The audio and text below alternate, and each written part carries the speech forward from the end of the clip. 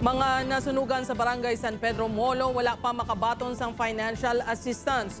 Pag-verify sa mga nasunugan, pagpanghangka at suno sa barangay, inianggin tutukan ni Kim Salinas. Handa na kuntaning aliwat magsugod sang panibagong kabuhi ang pila ka mga nasunugan sa barangay San Pedro Molo. Apang bangod wala pa sila nakabaton sang financial assistance, hindi pa sila makaumpisa sa pagpatindog sang ilang mga balay. Si Ruel nga isa sa mga nasunugan, nagadali na kuntani makasugod, bangod tubtob na lang sa Biyernes, Nobyembre 29 sila nga makatinir sa evacuation center. Wala naman inisang palangabuyan, bangod dadala sa sunog ang iya tiyangge kag dinapayan. Wala pa, sir. Amo man na ginaulat na monte kung saan kami makasugod dire, balik sa amon nga listaran.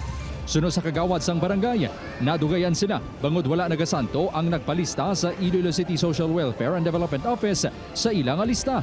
48 lang ka residente ang nasunugan sa ilang lista, samtang sa Iloilo CSWDO naglabot sa 67.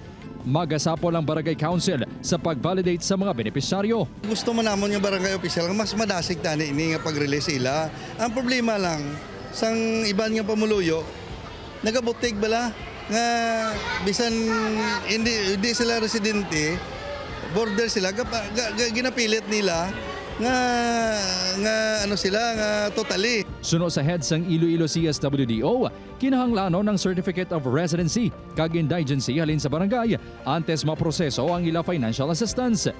10,000 pesos ang ihatag sa totally gutted, samtang 7,000 pesos naman sa partially damaged.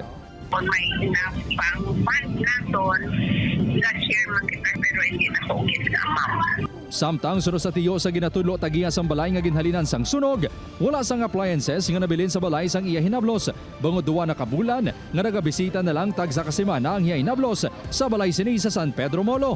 Nobyembre 16 pa ang uli nga bisita ni Aliasan sa ila balay. During that time, wala gate daw sa balay. Wala na din nagastay ako ng hinablos. So, bali ang balay, wala ginada sa may mga appliances. Ang nakabilin lang dira is those submitter lang gate. Padayon pa, ginatulid sang Bureau of Fire Protection ang matuod niya kausa sang sunog. Upod Kerumel Porquia, Kim Salinas. 1 Western Visayas.